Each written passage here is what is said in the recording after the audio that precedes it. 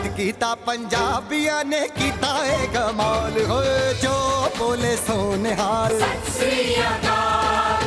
मित्रों, आज मैं आपकी मुलाकात उस शख्सियत से कराने जा रहा हूं जिनके पिताजी का नाम अभी तक के मैंने जितने भी एपिसोड किए हैं उनका नाम सभी ने लिया है, हमारे बाबूजी सुंदरदास मक्कड़ जी। आज मैं आपकी मुलाकात उनके सपुत्र श्री भीष्म मक्कड़ जी से करा रहा हूँ। मैं भीष्म मक्कड़ जी का आप सभी मित्रों के समक्ष स्वागत करता हूँ। आपका बहुत बहुत स्वागत है। भीष्म जी, सुंदरदास जी का आशीर्वाद मुझे भी मिला है पहले कई बार, और व्यापारिक दृष्टि से भी मेरे उनके अच्छे संबंध रहे, मेरे परिवार से भी संबंध रहे। तो मैं आपसे ये जानना चाहूँगा कि आपका परिवार यानी कि सुंदरदास जी का परिवार, आप लोग पाकिस्तान में कहाँ रहते थे और आप कैसे गाजियाबाद आए? जो हम लोग रहने वाले तो हैं तांदलिया वाला मंडी, और वो डिस्ट्रिक्ट थी मुंटगुमरी, और वैसे वो लायलपुर क्षेत्र में आता था। तो हम लोग वहाँ के रहने वाले हैं और वहाँ हमारा कपास का व्यापार हम करते थे। हमारे वहाँ पे तांदलिया वाला में सिर्फ एक परिवार था जिनको पहले से अंदाज़ा हुआ कि हालात इतने ज़्यादा ख़राब हो जाएंगे, तो वो ही अपना फंड्स को ट्रांसफ़र कर पाए। बाकी सब लोगों की तो राय ये थी कि भाई हम तो हज़ारों साल से यहाँ रह रहे हैं, अगर देश बट भी गया तो हमने कहाँ जाना है, हमने तो यहीं रहना है। तो उस ख्याल से वो अपना फंड्स को इकट्ठा नहीं कर पाया और अचानक भागना पड़ा, तो काफ़ी बुरे दिन देखने पड़े।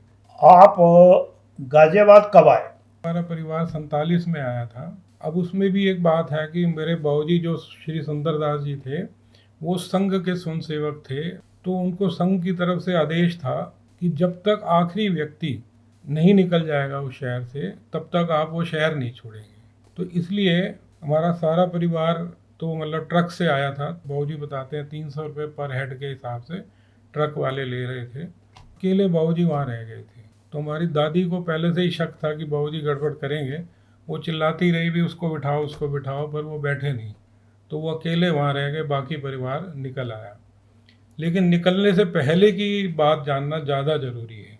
तो बाबूजी ने एक किताब भी लिखी है इसके ऊपर कि हालात जैसे ख़राब हो रहे थे तो संघ की तरफ से आदेश था भी अपने हथियार इकट्ठे करो, आज जान बचानी है तो हथियारों की ज़रूरत है। तो सभी ने हथियार इकट्ठे करने शुरू कर दिए थे। और उस टाइम में जो वहाँ पे थाना अध्यक्ष था तो उसने शहर के 10 मुअज़्ज़िज़ लोगों को बुलाया। उसमें मेरे दादाजी भी थे। उन्होंने टेबल पे अपना रुमाल निकाल के रख दिया जो थाना अध्यक्ष थे, और उन्होंने कहा ये रुमाल नहीं, कुरान शरीफ है। मैं इसकी कसम खाता हूँ कि मैं तुम्हारा बाल बांका भी नहीं होने दूंगा।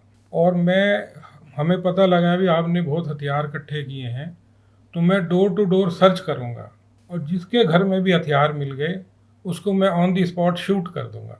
तो मैं आपको 24 घंटे का नोटिस देता हूँ, अपने सारे हथियार थाने में जमा करा दो। तो अभी जो ये गणमान्य व्यक्ति गए थे तो उन्होंने वापस आके सलाह करी कि भाई इसके ऊपर विश्वास तो हम कर नहीं सकते, लेकिन ये डोर टू डोर सर्च करेगा। तो देखो, जिसे कहते हैं ना आवश्यकता आविष्कार की जननी है, ऐसा दिमाग में आइडिया आया कि पहले ना हर कॉलोनी में, मतलब हर एक कॉलोनी एक सेंटर एक कुआं होता सी, पंचायती कुआं जिसे कहते हैं। तो इन्होंने कहा कि जो हथियार हैं उनको बोरी में सिल बांध के और कुएं में लटका देते हैं, और कुएं के ऊपर तो एक पतली सी रस्सी आ रही है, बाकी तो हथियार कुएं में के अंदर चले गए, तो वो रस्सी तो दिखेगी नहीं, और दिख भी गई और हथियार पकड़े भी गए तो वो तो पंचायती किस किस को गोली मारेगा। तो इस तरह से इन्होंने करा उसको। अगले दिन डोर टू डोर सर्च हुई और किसी घर से हथियार मिले नहीं, लेकिन उसकी कसम की इतनी बड़ी वैल्यू थी कि दिन में सर्च हो रही है और शाम को अटैक हो रहा है। जो अटैक में मुस्लिम लोग भी थे और मुस्लिम पुलिस भी थी। अब हमने मतलब सारे हथियार कुएं से निकाल लिए। अब ये हुआ कि हम तो मरेंगे या जिएंगे, लेकिन हमारी औरतों की जो हालत होगी वो ज़िंदगी से भी बदतर होगी। तो ये हुआ फैसला कि सारी औरतों को एक जगह इकट्ठा करके घी डाल के जला दो, ये सच्चाई है। तो रोती पीटती औरतों को इकट्ठा करने लग गए। तब एक बुजुर्ग आदमी ने ठीक सलाह दी कि अरे मूर्खो, जब आखिरी गोली बचे जब जलाना, अभी क्यों जलाते हो? तो सबको बात समझ में आ गई, सब छतों पे चढ़ गए, मोर्चा संभाल लिया। और चूंकि हम लोग ऊंचाई पे थे, वो लोग हमको लूटने आ रहे थे, तो हम ऊंचाई से फायरिंग कर रहे थे, तो मतलब 26 घंटे तक लगातार आमने सामने फायरिंग चली और उनके लोग ज़्यादा मरे, ये भी मानने की बात है। और हमारी जो छत थी उसके ऊपर 4 मोर्चे थे, जिसमें 3 मोर्चे वाले को गोली लग गई, ख़त्म हो गए, सिर्फ अकेले बाबूजी बचे थे। तो इस तरह से हमारा शहर बचा, और ये सच्ची कहानी है। बाबूजी ने किताब भी लिखी है, हम तो बचपन से ही उनकी ये बातें सुनते आए, तो इसलिए हमें जुबानी पता है। तो ये कहानी है वहाँ की, और इंडियन आर्मी आ गई। और आज भी बाबूजी हमें शुरू से ही बताते थे कि उस आर्मी का जो लीडर था वो थे मेजर राम सिंह। उसके बाद फिर वो ट्रक्स आए, ट्रक से परिवार मतलब 300 रुपये पर हेड पे जाने लग गए, ये है। और बाबूजी अकेले वहाँ रह गए। तो बाबूजी ने पूरा पहले अपना शहर खाली कराया, फिर उनको संघ की तरफ से ड्यूटी लग गई भी दूसरे तीसरे ऐसे शहरों में, तो वो खाली कराते रहे। तो बाबूजी करीबन 6 महीने के बाद हिंदुस्तान आए, क्योंकि वो जो मेजर राम सिंह था उससे कुछ दोस्ती हो गई। तो उसने कहा यार तुमको तो इस एरिया के सारी गली मोहल्ले सारे पता हैं, तो तुम मेरे साथ ही रहो। तो वो एक शहर से दूसरे शहर ऐसे खाली कराते रहे। बाबूजी बताते हैं कि 6 महीने में मैं एक बार अमृतसर आया, लेकिन वो राम सिंह ने कहा नहीं नहीं तू चल मेरे साथ दोबारा, तो मैं उनके साथ दोबारा चला गया। तो फिर फाइनल जब आए खाली करा के काफ़ी बड़े इलाके में, तो वो 6 महीने के बाद आए। दूसरी बात क्या आती है, बाबूजी बताते हैं कि जब वो लाहौर गए थे, तो लाहौर जो बनाया गया था वो सर गंगा राम के द्वारा बनाया गया था। ये सभी जानते हैं, आप गूगल भी कर सकते हैं, यूट्यूब भी देख सकते हैं। और सर गंगा राम ने ही लाहौर का कॉलेज, अस्पताल और वो पूरी प्लानिंग सब कुछ सर गंगा राम की ही देन थी, और मतलब दान से देन थी। तो सर गंगा राम का वहाँ स्टैचू था शहर के चौक पे, और उस स्टैचू के ऊपर बाबूजी बताते थे कि मैंने उस स्टैचू के ऊपर जूते का हार देखा चढ़ा हुआ।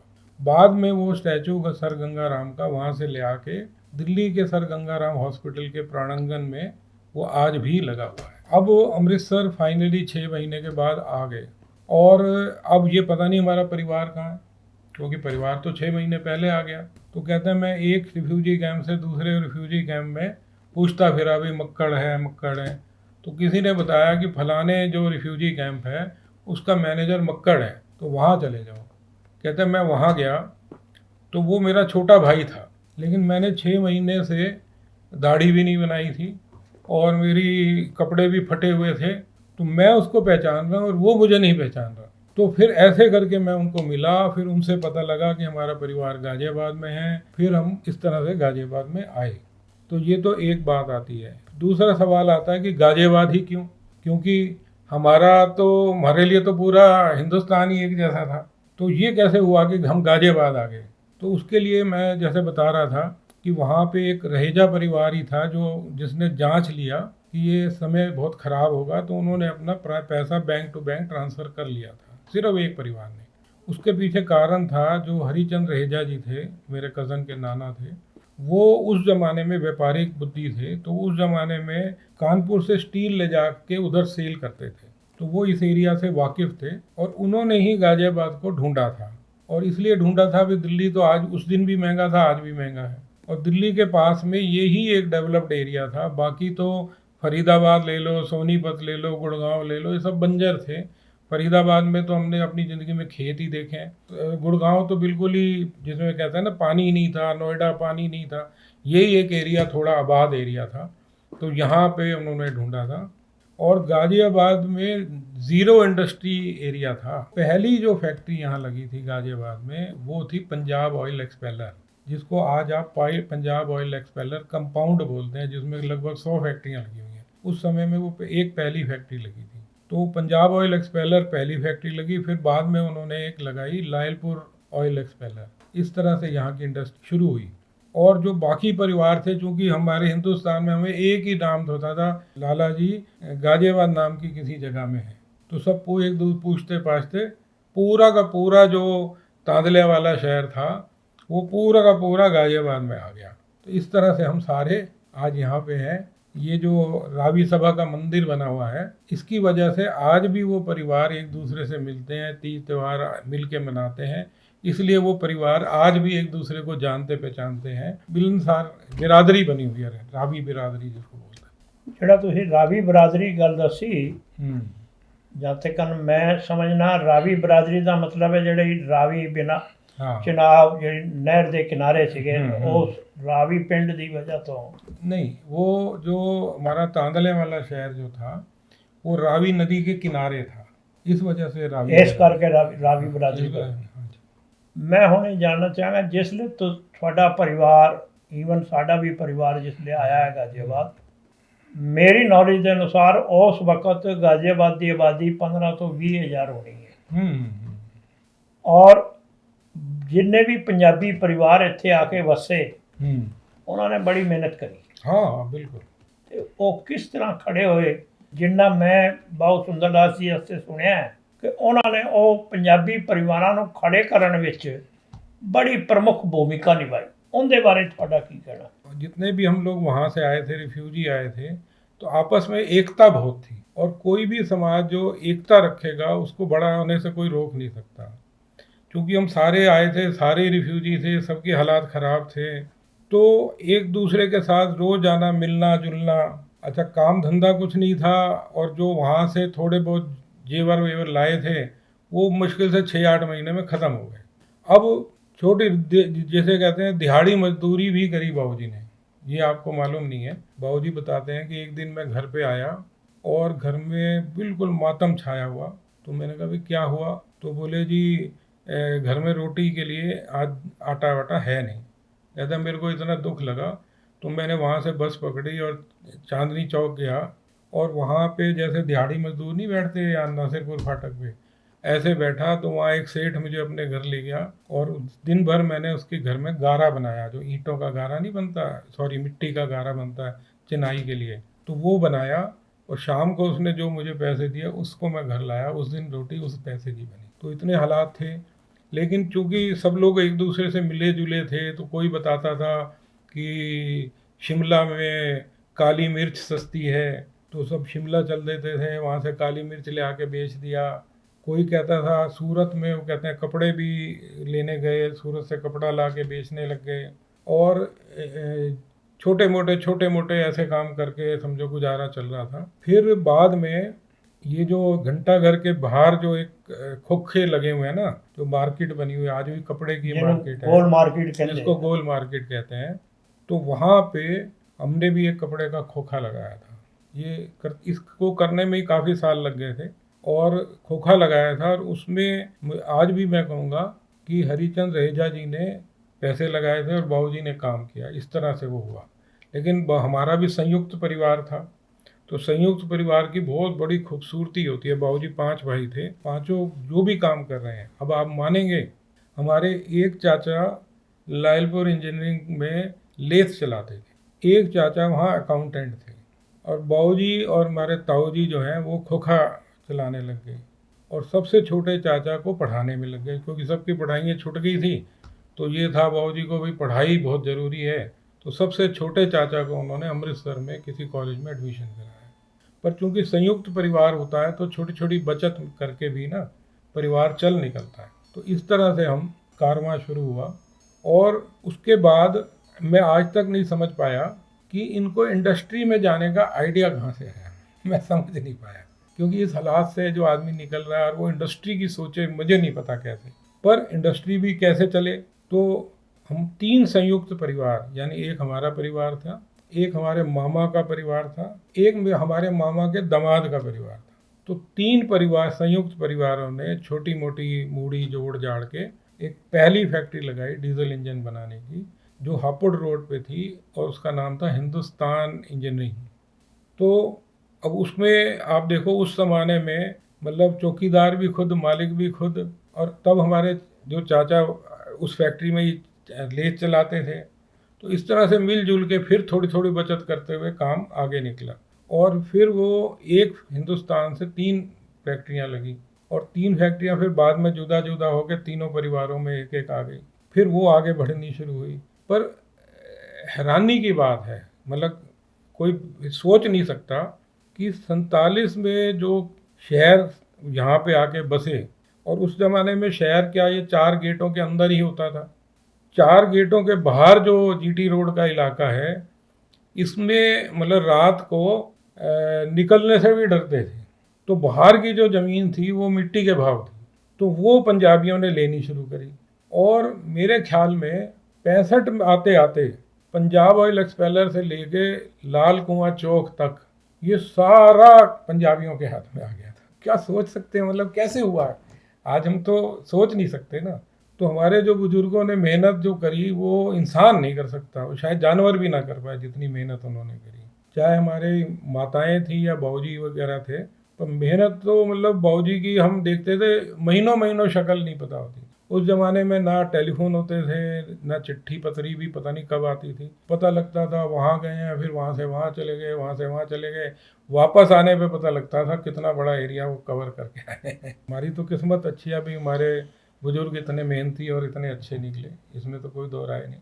आपकी वैसे सारी फैमिली में लगभग कितने लोग रहे होंगे, और आज आपके व्यक्तिगत परिवार में कितने आदमी हैं क्या, और आपके बच्चे कितने हैं, क्या क्या काम कर रहे हैं?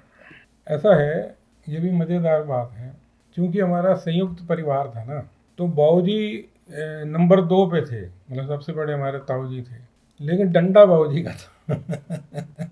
तो हम पांचों परिवार में ना डंडा बाऊजी का आखिर तक रहा, आखिर तक। मतलब मैं, उनके पोते भी हो गए तो भी डंडा बाऊजी का चलता रहा।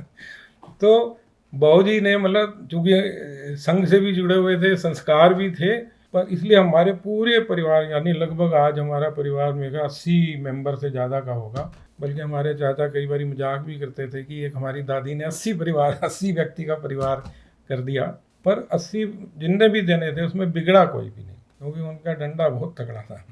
और पांचों परिवारों में अगर हमें पिक्चर देखने जाना है तो हमें बाबूजी से परमिशन लेनी पड़ती थी और बताना पड़ता था कौन सी पिक्चर देखने जाएंगे। पूरा कंट्रोल रखा उन्होंने, आखिर तक रखा। और उसका नतीजा क्या था कि पांचों परिवार में जब भी कोई शादी ब्याह तय हुई, यानी बाबूजी के पोतों के लेवल की, तो भी वो जो रिश्ता जहाँ करना है तो वो बाबूजी से ही हाँ कराते थे।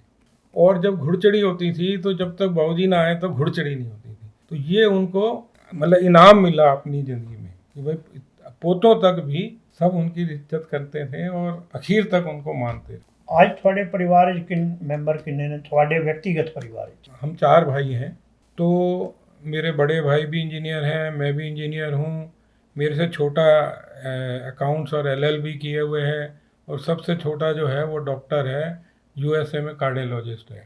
तो ये हम 4 भाई हैं। तो और जो मेरे से छोटा भाई है जो अकाउंट्स और LLB है, उसके दोनों बेटे इंजीनियर हैं, और दोनों ही, एक IIT रुड़की का टॉपर है और एक दिल्ली कॉलेज ऑफ इंजीनियरिंग का टॉपर है। तो आप देखिए वो डंडा आज तक काम कर रहा है कि पढ़ाई में सब ठीक है। देखो जी, एक प्रभु की कृपा, ऐसे हालात ਦੇ ਵਿੱਚੋਂ निकल के आना और ਅੱਜ ऐसी स्थिति पहुंच जाना, ਬੱਚੇ पढ़ लिख के ਅੱਗੇ ਨਿਕਲ ਗਏ, ਇਹ ਬਾਊਜੀ ਦੇ ਹੀ, ਜਿਵੇਂ ਤੁਸੀਂ ਕਿਹਾ, ਉਹਨਾਂ ਦੇ ਡੰਡੇ ਨੇ ਹੀ ਕੰਮ ਪੂਰਾ ਡੰਡਾ ਕਹਿਣ ਦਾ ਮਤਲਬ ਇਹ ਹੈ ਕਿ ਬਈ ਉਹਨਾਂ ਦਾ परिवार ਦੇ ਵਿੱਚ इतना रौब ਸੀਗਾ और ਉਹਨਾਂ ਦਾ सम्मान ਸੀਗਾ। इस सम्मान के अलावा ना वो आत्मीयता भी बहुत थी उनमें। मतलब ये सिर्फ डंडा काम नहीं करता, मतलब कब प्यार करना है और कब डांटना है और कब कूटना भी है। तीनों का कॉम्बिनेशन रहा, पर प्यार भी बहुत करते थे, इसमें भी कोई दो राय नहीं है। जो परिवार आए, क्योंकि मैंने भी लोगों से बड़ा सुना है, मेरा भी पैदाइश गाजियाबाद की है, बाबूजी का आशीर्वाद मुझे कई बार मिला है। ज़्यादातर उन्होंने जो भी प्रॉपर्टियां खरीदी बेची वो मेरे ताऊजी के माध्यम से ही करी।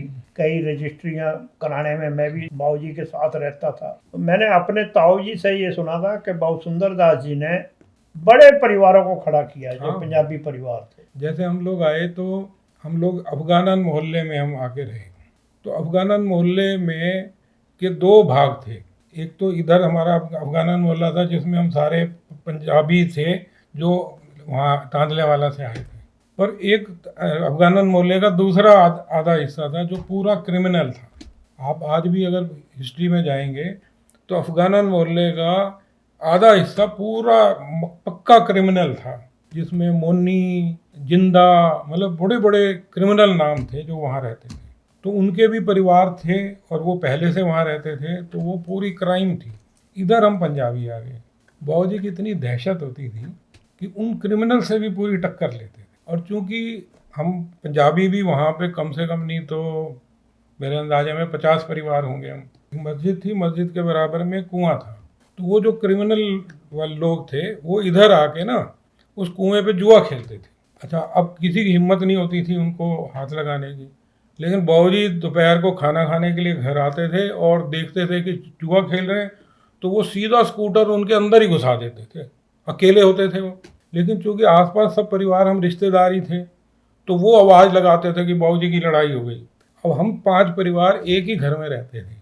हम मेरी उम्र के हम 10 जने थे कजन्स, तो मेरे से छोटी उम्र के भी ऐसे थे। तो 10 जने हम एक ही उम्र के थे, 2-3 साल बड़े छोटे। तो जैसे ही कोई आवाज़ आती थी, किसी के हाथ में विकेट आई, किसी के हाथ में बैट आया, हम भागते थे और वो मैदान की दीवार होती थी, हम दीवार के ऊपर चढ़ के गली में कूद जाते थे। और जब वो सामने क्रिमिनल वाले देखते थे भाई ये 10 जने आ रहे हैं या 15 जने आ रहे हैं, तो वो फिर भागते थे और हम उनके पीछे भागते। ये सिलसिला जब तक हम अफगान में रहे ये चलता ही रहा।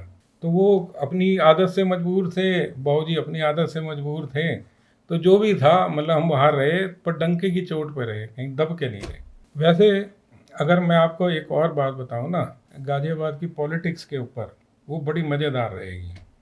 ये हम ना जब शायद 4वीं-5वीं में ही थे ना, तो हमें बाबूजी तो चूँकि संघ में थे, तो हमें ना 4वीं-5वीं क्लास से ही हम पूरी पर्चियाँ बना के हर एक घर में पहुँचाते थे इलेक्शन के टाइम में। और हमारे मोहल्ले में मैं ये कह सकता हूँ कि 90% से कम पोलिंग नहीं करा होने देते। और इलेक्शन वाले दिन हमको ना रिक्शा मिल जाती थी, तो वो रिक्शा ऐसे होती थी जैसे कोई मर्सिडीज गाड़ी मिली। और हमें तो हर मोहल्ले के हर एक मेंबर का पता होता था। हम एक एक घर में जाके लेडीज़ को, जेंट्स तो अपने आप ही चले जाते थे, ज़्यादातर लेडीज़ को पकड़ के जाते थे वोट डालने के लिए। तो उसमें कोई लेडीज़ कहती थी मैं कपड़े धो रही हूँ, अच्छा कोई नहीं 1 घंटे बाद फिर आ रहे हैं। यानी हम पूरे मोहल्ले में ध्यान रखते थे कि किसका वोट डल गया, किसका नहीं डला। वोट डालने वाले को हम आगे सीट पे बिठाते थे, हम बच्चे जो थे जिनको रिक्शा मिली हुई थी वो पीछे की तरफ खड़े हो जाते थे और रिक्शा ले लेके वोटिंग वो बूथ तक पहुँचाते थे शंभू दयाल कॉलेज में। हम अपने इलाके से 90% जरूर पोलिंग कराते थे और हर बारी हमें ये बताया जाता था कि हम जीत रहे हैं। लेकिन जब रिजल्ट आते थे तो जमानत जब्ती होती थी। जब तक हमारा बचपन रहा हमने कभी जमानत बचती हुई नहीं देखी यहाँ गाजियाबाद में। यानी जब तक जनसंघ रही ना, शायद यहाँ जमानत नहीं बची।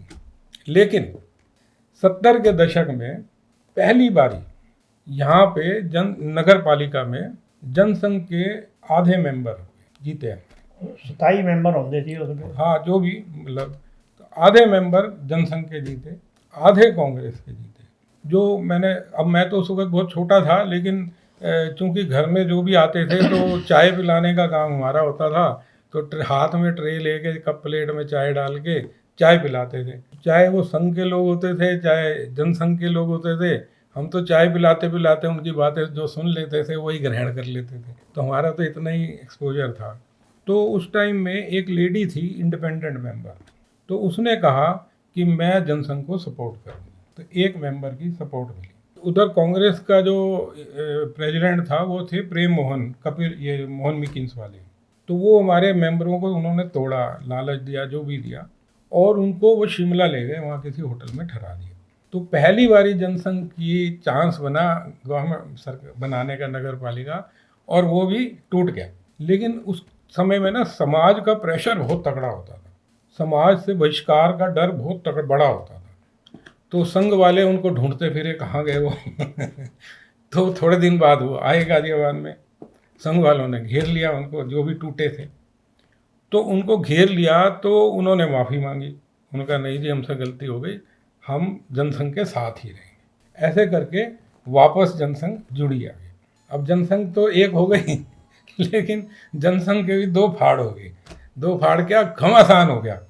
एक तरफ पंजाबी और एक तरफ बनिया, जो आज भी आप शिकायत करते हो। तो एक तरफ पंजाबी हो गए और एक तरफ बनिया हो गए। अब उनमें हो गई कि चेयरमैन कौन बनेगा, तब चेयरमैन होता था। तो इधर से पंजाबियों में हमारे मामा जी मोहनलाल रहेजा जी थे और उधर से गर्ग साहब थे। अब कोई फैसला होने को तैयार नहीं, अभी तक जमानत जब्त हो रही है, पहली बार इस नगर पालिका बनाने का मौका आया और आपस में पूरे झगड़े, मतलब मैं बता सकता हूँ कि पूरे मतलब बहुत ज़बरदस्त वो वैर हो गया था कि बस। खैर अब वो सारे झगड़े में विजय कुमार मल्होत्रा थे दिल्ली में, उनको भेजा गया पर्यवेक्षक के रूप में कि भाई सुलह सफा करा के कुछ बनाओ यहाँ। तो अब दोनों की सुलह सफाई करा रहे हैं, पर सुलह सफाई हो नहीं सकती थी। तो पता नहीं कैसे ये आया कि अगर बाबूजी चेयरमैन बन जाएं तो दोनों पक्ष में राजी हो गई कि भाई ये चेयरमैन बन गए तो राजीनामा हो गया भाई। तो अब फिर बाबूजी के ऊपर प्रेशर आया भी तुम बनो। बाबूजी ने कहा मेरे को क्या लेना देना तुम्हारे पॉलिटिक्स से और चेयरमैनशिप से, मैं तो संघ का आदमी हूँ, मैं तो जोड़ने के लिए आया हूँ, मैं तो बनूंगा नहीं, कुछ कभी भी नहीं बनूंगा, जीवन में नहीं बनूंगा। बल्कि 2 बार एमएलए की सीट भी ऑफर हुई थी बाबूजी को। बाबूजी ने मेरे को कोई पद वद से मतलब नहीं है, मैं तो संघ में रहा हूँ, संघ में ही रहूँगा। तो खैर ऐसे करके हुआ तो अब बाबूजी के ऊपर आ गया, बाबूजी ने मना कर दिया, अब कोई और वो बन नहीं रहा। चलो तो अब ये मसले का समाधान कैसे हो, तो फिर ये पता नहीं कैसे ही आया कि अच्छा जिसका नाम बाबूजी सजेस्ट कर देंगे वो बन जाएगा। अब बाबूजी के ऊपर बात आ गई तो बाबूजी ने सोच समझ के गर्ग साहब का नाम दे दिया। अब मुझे अच्छी तरह याद है कि जो हमारे घर के बाहर अफगानन मोहल्ले में ये गोल हट्टी वाले जितने भी थे ना, वो बाबूजी के नाम से मुर्दाबाद के नारे लगा रहे थे। ये मैंने अपनी आँख से देखा। अच्छा, जो रहेजा जी थे, मोहनलाल रहेजा जी, वो बाबूजी के रिश्तेदारी तो बहुत दूर की बात है, पक्के दोस्त थे। यानी शाम को दोनों ने इकट्ठे ही घूमने जाना होता था विदाउट फेल। अब बाबूजी ने चूंकि गर्ग साहब का नाम ले लिया तो मामा जी ने बाबूजी को जीवन भर माफ़ नहीं किया। ये भी सच बात है। खैर पर बाबूजी ने मेरे को बताया था, बाबूजी ने कहा देखो हमारी एक मेंबर की मेजॉरिटी है और वो भी एक लेडी है, वो भी एक इंडिपेंडेंट है, हमारी मेंबर नहीं है। तो जो रहेजा जी हैं वो थोड़ा सा धौंस रखते हैं, अपनी चलाते हैं, तो वो सबको इकट्ठा रख नहीं पाएंगे। और गर्ग साहब जो हैं वो फ्लेक्सिबल हैं, वो तालमेल बिठा के काम कर लेंगे। तो मैंने तो मेरिट पे नाम लिया, मेरे दिमाग में वो तो कुछ था नहीं, और उसका रिजल्ट भी आया कि वो जो नगर पालिका थी वो 5 साल चली फिर, तो ये भी मानना पड़ेगा। पर अब फिर पंजाबियों में हल्ला मच गया कि भाई गर्ग साहब तो बनिया है, वो हमारा काम ही नहीं करेंगे। फिर एक समिति बनाई गई, नीति निर्धारण समिति। तो उस नीति निर्धारण समिति के हेड जो हैं वो बाबूजी को बनाया गया। तो अगर बाबूजी ने ज़िंदगी में कभी कोई पोस्ट ली है तो वो नीति निर्धारण समिति के हेड के तौर पे ली है। और उसी दौरान ही, चूँकि वो नीति निर्धारण समिति में थे, उसी दौरान ही ये जो रावी सभा का जो मंदिर बना हुआ है, ये ज़मीन बाबूजी ने अलॉट कराई थी रावी सभा के। तो वो एक ही काम समझो अपनी समाज के लिए या जो भी किया, तो वो एक ही काम किया ज़िंदगी में उन्होंने कि भाई रावी सभा को एक ज़मीन दिला दी। लेकिन उस जगह की वजह से आज भी वो रावी बिरादरी एक जगह बैठती उठती है, मिलन तीज त्यौहार मनाती है, इसलिए हम एक दूसरे को आज भी जानते हैं, जबकि हम तीसरी पीढ़ी हो गए। आज की जी पीढ़ी है क्योंकि पढ़ लिख गए और व्यापारिक दृष्टि नाल उन्होंने तकलीफ होंगी होनी है, लेकिन घर के अंदर वो पंजाबी बोलते हैं या नहीं बोलते।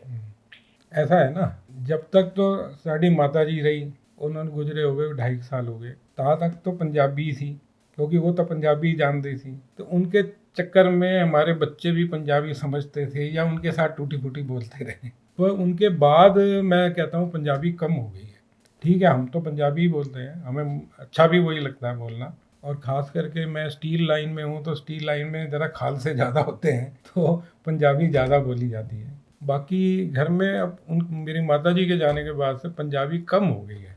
जहाँ तक मैं समझना, पंजाबी बोलना और पंजाबीयत नूं जिंदा रखण वास्ते जिस तरह सुंदरदास जी ने काम कराया, तुसी की समझते हो कि पंजाबीयत जिहड़ी है वो किवें जिंदा रहे। तीज त्यौहार असी सारे जने मनाने हैं, लोहड़ी भी मनाने हैं, बैसाखी भी मनाने हैं, लेकिन जिहड़ी पंजाबीयत खत्म होंदी जा रही है, पंजाबी किवें खड़े होण और पंजाबीयत साडी किवें जिंदा रहे।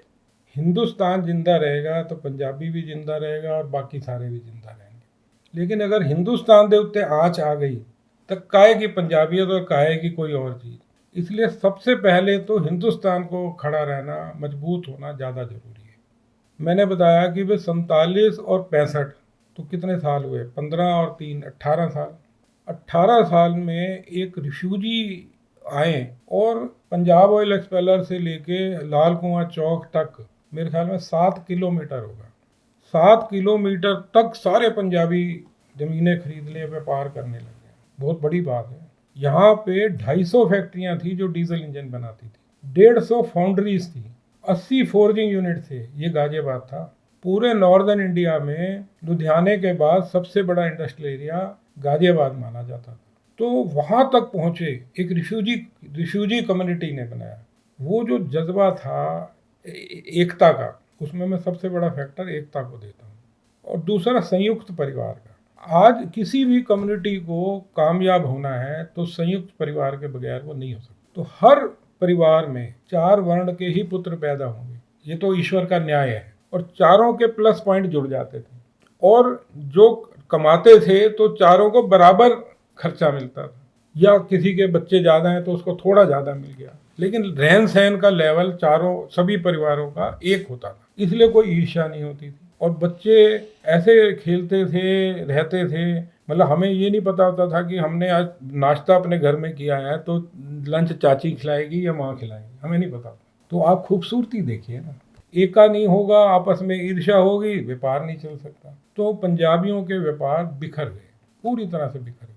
और एक एक करके जो ये 7 किलोमीटर का एरिया बना था अपना, वो बिकता रहा। तो आज हमें, हमारी जनरेशन को फख्र करने का कोई कारण नहीं है।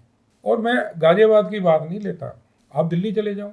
एक टाइम में दिल्ली जनसंख्या थी सिवाय पंजाबी के, मतलब विजय कुमार मल्होत्रा, केदारनाथ साहनी, आपके जो वहाँ चीफ मिनिस्टर मदन लाल खुराना, उनके घर भी गया हूँ, मतलब पंजाबी थे चारों तरफ। आज क्या हो गया? जो गाजियाबाद के पंजाबी परिवारों में हुआ वो दिल्ली के पंजाबी परिवार।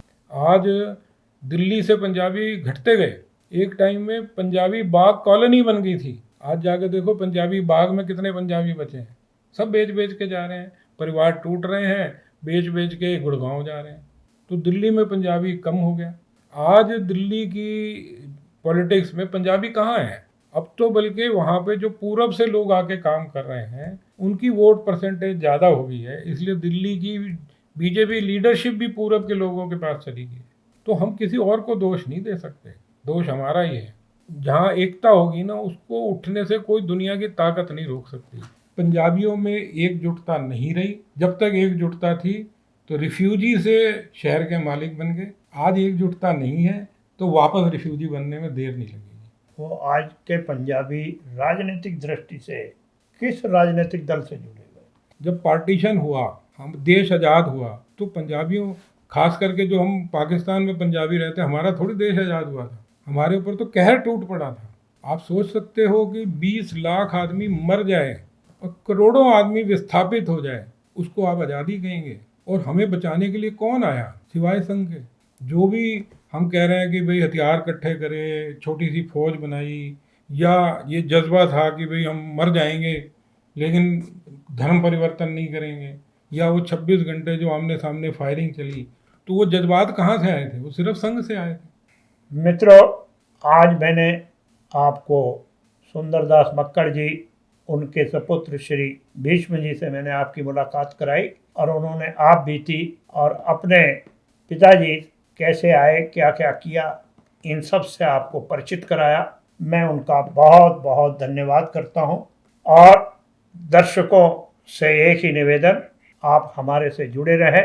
हम पंजाबी चैनल को आप सब्सक्राइब करें, लाइक करें और शेयर करें। धन्यवाद मित्रों। जद कीता पंजाबिया ने कीता है कमाल, हो जो बोले सोने हाल।